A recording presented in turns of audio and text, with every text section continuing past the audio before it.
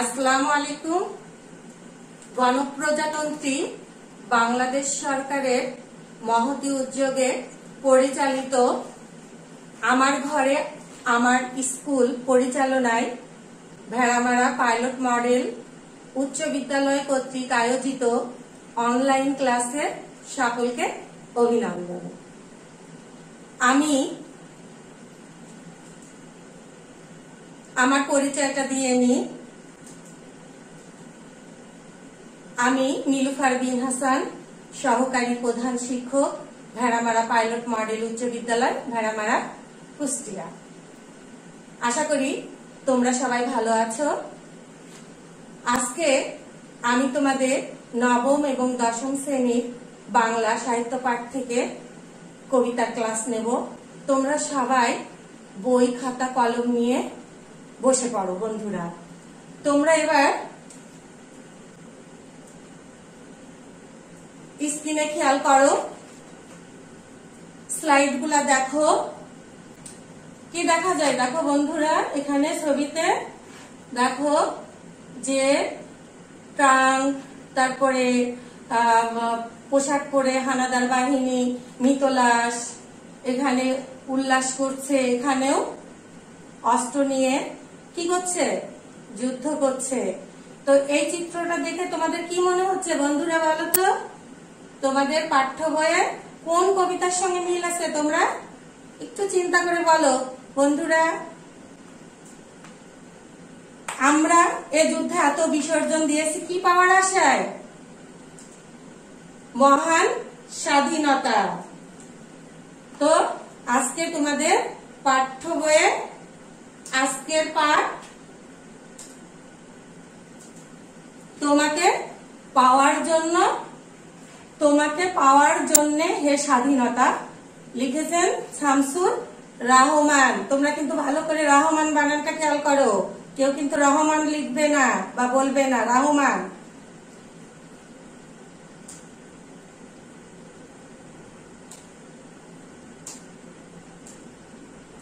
এই পাঠ শেষে শিক্ষার্থীরা কবিতাটি আবৃত্তি করতে পারবে, নতুন শব্দের অর্থ বলতে পারবে, তোমাকে পাওয়ার জন্য হে স্বাধীনতা কবিতাটি সম্পর্কে ব্যাখ্যা করতে পারবে, স্বাধীনতার ঐতিহাসিক প্রেক্ষাপট বিশ্লেষণ করতে পারবে।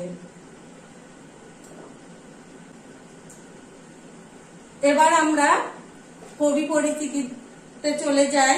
তোমরা স্লাইডে খেয়াল করো, এই ছবিটা দেখতে পাচ্ছ নিশ্চয়, এটা কার ছবি বলো তো? শামসুর রহমান কবি। কবি শামসুর রহমানের জন্ম 1929 সালের 24 অক্টোবর ঢাকা শহরে। তার পৈতৃক নিবাস নরসিংদী জেলার রায়পুরা থানার পাড়াতলী গ্রামে। কর্মজীবন ঢাকার পূর্বজ স্কুল থেকে ম্যাট্রিক, ঢাকা কলেজ থেকে ইন্টারমিডিয়েট, ঢাকা বিশ্ববিদ্যালয় থেকে স্নাতক ডিগ্রি লাভ করেন। তিনি পেশায় ছিলেন একজন সাংবাদিক। তার উল্লেখযোগ্য কাব্যগ্রন্থ হচ্ছে প্রথম গান, দ্বিতীয় মৃত্যুর আগে, রৌদ্র করটিতে, বিধ্বস্ত নীলিমা, নিরালগে, দিব্যরথ, বন্দি শিবির থেকে, দুঃসময়ের মুখোমুখি, ফিরিয়ে নাও ঘাতক কাটা, বাংলাদেশ স্বপ্ন দেখে, আমি অনাহারী, দেশদ্রোহী হতে ইচ্ছে করে, হরিণের হাট ইত্যাদি। কবি মৃত্যুবরণ করেন 2006 সালের 17 আগস্ট। কবি বাংলাদেশের একজন অন্যতম আধুনিক কবি শামসুর রহমান এবং নাগরিক কবি। শহরের মধ্যবিত্ত মানুষের বৈরাগ্য, সংগ্রাম, তাদের যে জীবনের আশা আকাঙ্ক্ষা, এগুলো নিয়ে কবিতায় সার্থক এবং নিপুণ ভাবে তিনি মধ্যবিত্ত নাগরিক জীবনের প্রত্যাশা, হতাশা, বৈরাগ্য, আশা আকাঙ্ক্ষা, সংগ্রাম তার কবিতার মাধ্যমে নিপুণ ভাবে তুলে ধরেছেন, তাই তাকে নাগরিক কবি বলা হয়। এবার আমরা কবিতায় চলে যাব। তোমাকে পাওয়ার জন্যে হে স্বাধীনতা, শামসুর রহমান।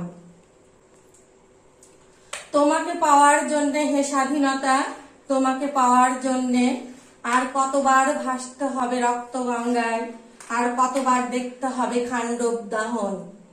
কবি তার এই কবিতার মাধ্যমে বোঝাতে চেয়েছেন এই লাইনগুলোতে চরণে, আমরা বাঙালিরা বহুকাল যাবৎ স্বাধীনতা পাওয়ার প্রত্যাশায় আছি। আমাদের বারবার রক্ত ঝরাতে হয়েছে, রক্তের সমুদ্রে আমাদের ভাসতে হয়েছে। কবি এই কথাগুলোই এই চরণগুলোতে বোঝাতে চেয়েছেন। খান্ডব, এখানে খান্ডব হচ্ছে মহাভারতের একটি কাহিনী, যেখানে খান্ডবপ্রস্থ নামক একটি জনবসতি এবং বন পুড়িয়ে বা ধ্বংস করে দেওয়া হয়েছিল। এটি ছিল একটা রাজনৈতিক কূটকৌশল। বাংলাদেশের মুক্তিযুদ্ধের সাথে পাকিস্তানি হানাদার বাহিনীরা যে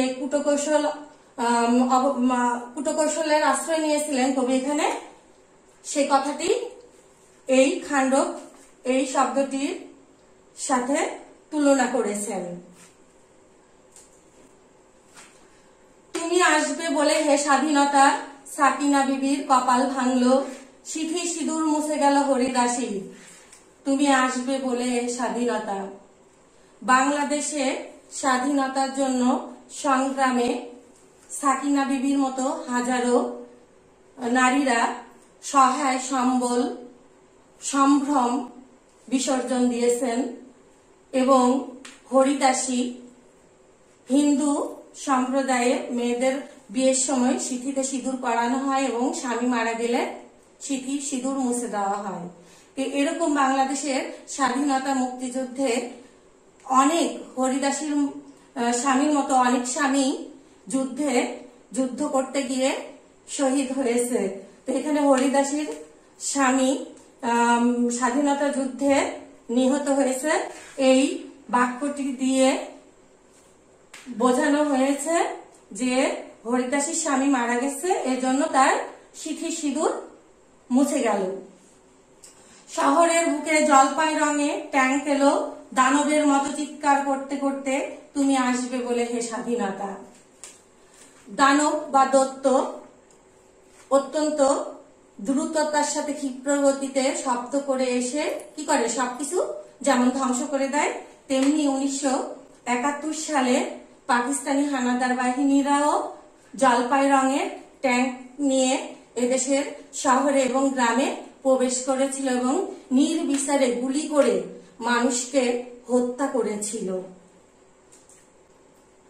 ছাত্রাবাস বস্তি উজাড় হলো, রিকোয়েলস রাইফেল আর মেশিন গান খই ফোটালো যত্রতত্র। তুমি আসবে বলে ছাই হলো গ্রামের পর গ্রাম, তুমি আসবে বলে বিধ্বস্ত পাড়ায় প্রভুর বাস্তবিতার ভগ্ন স্তূপে দাঁড়িয়ে একটা নাত্তনাদ করলো একটা কুকুর। তুমি আসবে বলে হে স্বাধীনতা, অবশ শিশু হামাগুড়ি দিল পিতামাতার লাশের উপর।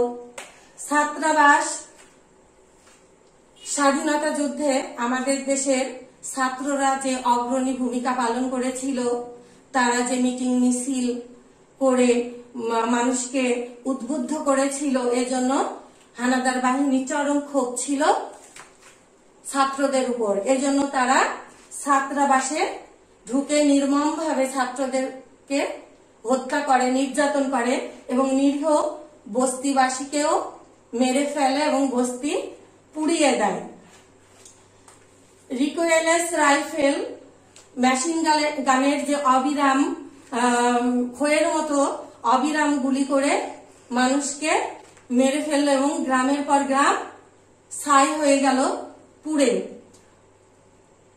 এখানে শুধু মানুষই নয়, পশু এবং প্রকৃতিও রেহাই পায়নি এই হানাদারদের হাত থেকে। এখানে বলছে যে প্রভুর একটা কুকুর তার প্রভুর বাড়ি যেটা পাকিস্তানিরা পুড়িয়ে দিয়েছিল, ধ্বংস করে দিয়েছিল, ধ্বংসযজ্ঞ চালিয়েছিল, সেই ধ্বংসযজ্ঞের উপর একটা কুকুরও স্বাধীনতার জন্য আর্তনাদ করে উঠল।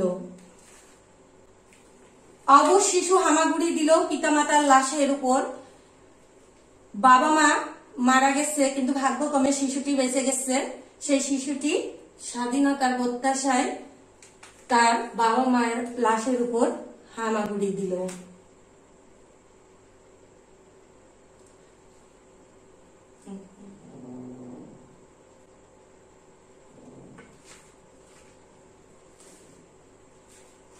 তোমাকে পাওয়ার জন্যে, হে স্বাধীনতা, তোমাকে পাওয়ার জন্যে আর কতবার ভাসতে হবে রক্ত গঙ্গায়, আর কতবার দেখতে হবে খান্ডব দাহন। স্বাধীনতা তোমার জন্য থুথুড়ে এক বুড়ো উদাস দাওয়ায় বসে আছেন, তার চোখের নিচে অপরাহ্নে দুর্বল আলোর ঝিলিক, বাতাসে নড়ছে চুল। কবির মুখে, কবির কাছে আবারও সেই পুরানো সুর যে স্বাধীনতা তোমার জন্য আর কতবার রক্ত ঝরাতে হবে, আমরা বাঙালিরা আর কত রক্ত ঝরাবো, কতবার রক্তের সমুদ্রে আমাদের ভাসতে হবে। এখানে থুথুড়ে এক বুড়ো, অর্থাৎ বয়সের ভারে নুয়ে পড়েছে এক বৃদ্ধ। এখানে বৃদ্ধকেই এই বাহিনীর হাত থেকে রক্ষা পায়নি। তো এই বয়সের ভারে নুয়ে পড়া বৃদ্ধ ব্যক্তিটিও তার প্রিয়জনকে হারিয়ে দাওয়ায়, অর্থাৎ বারান্দায় বসে আছেন। তার চোখের দৃষ্টি অপরাহ্ন, অর্থাৎ বিকেলের সাথে তার দৃষ্টি কমে আসছে, অপরাহ্নের মতো তার দৃষ্টি কমে আসছে, অথচ তার সেই ক্ষীণ দৃষ্টিতে তার চোখে স্বাধীনতা ঝিলিক দিচ্ছে। বৃদ্ধ বয়সেও তিনি স্বাধীনতা দেখে যেতে চান মারা যাওয়ার আগে।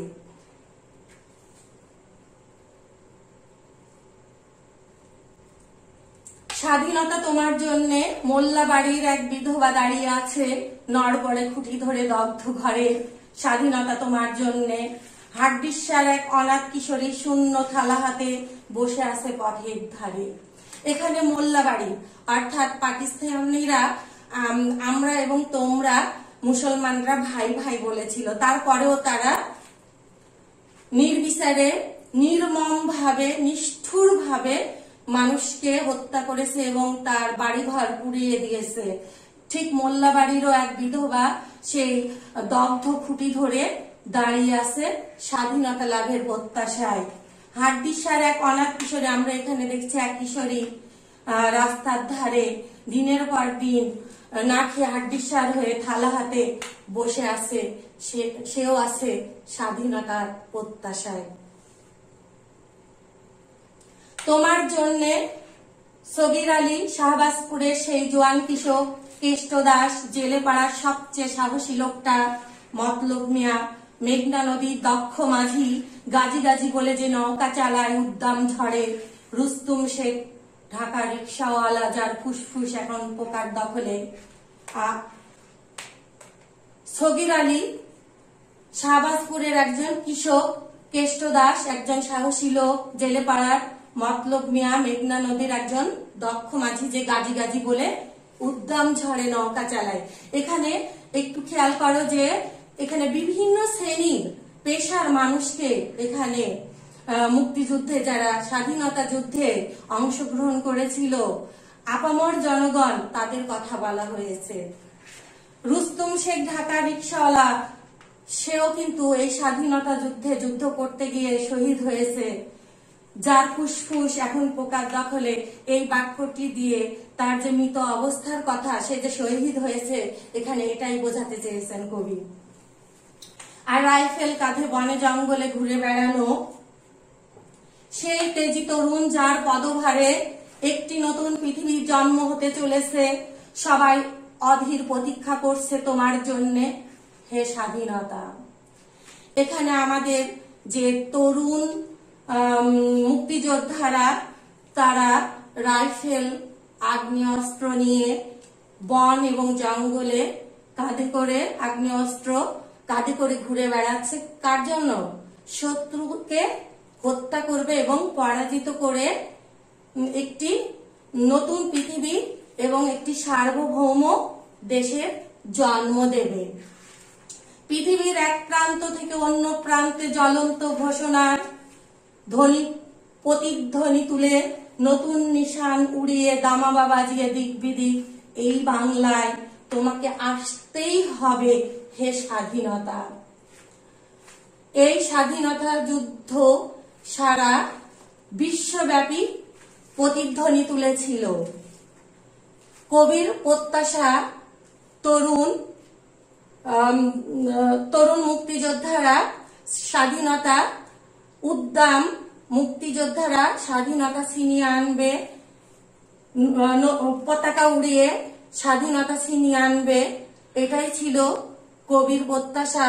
এবং কবি বলেছেন যে তোমাকে আসতেই হবে হে স্বাধীনতা। দীর্ঘ 9 মাস যুদ্ধ করে বাঙালিরা, বীর মুক্তিযোদ্ধারা যুদ্ধ করে বাংলার স্বাধীনতা ছিনিয়ে এনেছে। যেমন যতদিন এই বাংলা থাকবে, যতদিন এই মানব সভ্যতা থাকবে, ততদিন এই উদাহরণ টিকে থাকবে কিভাবে বাংলার দামাল ছেলেরা, আপামর জনগণ এই স্বাধীনতাকে, মুক্তিযুদ্ধকে ছিনিয়ে এনেছিল। এরপরে স্লাইডে খেয়াল করো, স্ক্রিনে শব্দার্থ: রক্তগঙ্গা, রক্তের সমুদ্র, খান্ডব দাহন, মহাভারতে খান্ডব নামক বনকে পুড়িয়ে দেওয়ার কাহিনী। এই কবিতায় হানাদার কর্তৃক বাংলাদেশকে ধ্বংসস্তূপে পরিণত করাকে বোঝানো হয়েছে। বাস্তবিটা, বসতভিটা, দানব, দৈত্য বা অসুর, ভগ্নস্তূপ, ধ্বংসস্তূপ, অপরাহ্ন, বিকেল। অধীর, চঞ্চল, ব্যাকুল, নিশান পতাকা, দামামা, ঢাক জাতীয় রণবাদ্য বিশেষ। রিকোয়েলেস রাইফেল, অবিরাম গুলিবর্ষণ হয় এরকম আগ্নেয় অস্ত্র।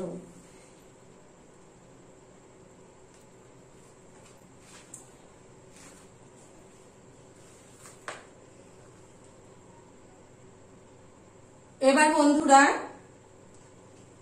তোমরা এই পাঠ থেকে কতদূর শিখলে, কি শিখলে, এবার তোমাদের মূল্যায়ন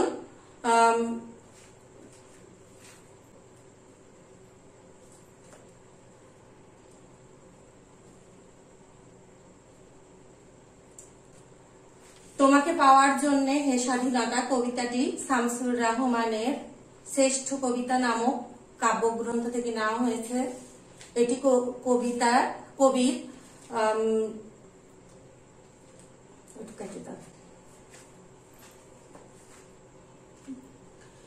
তোমাকে পাওয়ার জন্য হে স্বাধীনতা কবি শামসুর রহমানের শ্রেষ্ঠ কবিতা নামক কাব্যগ্রন্থ থেকে নেওয়া হয়েছে।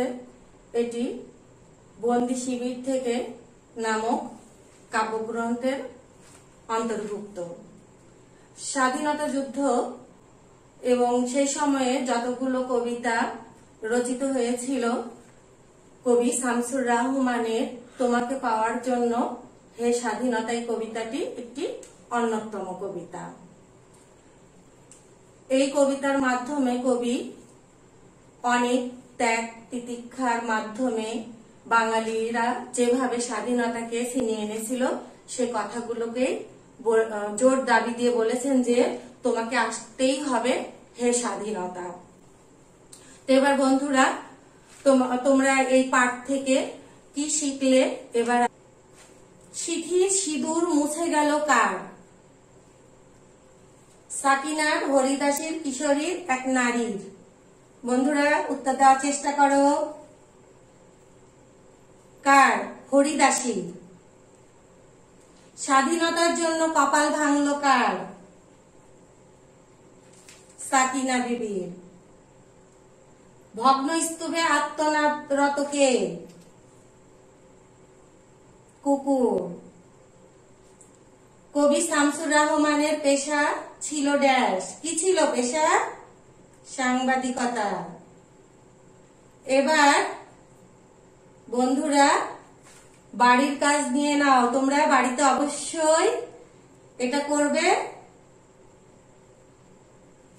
এই বাংলায় তোমাকে আসতেই হবে হে স্বাধীনতা আলোচ্য কবিতায় কবির এই দৃঢ় মনোভাবের কারণ ব্যাখ্যা করো।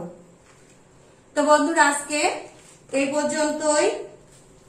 আবারও কোনো এক সময় তোমাদের সামনে আমি চলে আসব। সে পর্যন্ত তোমরা ভালো থাকো, সুস্থ থাকো। আসসালামু আলাইকুম।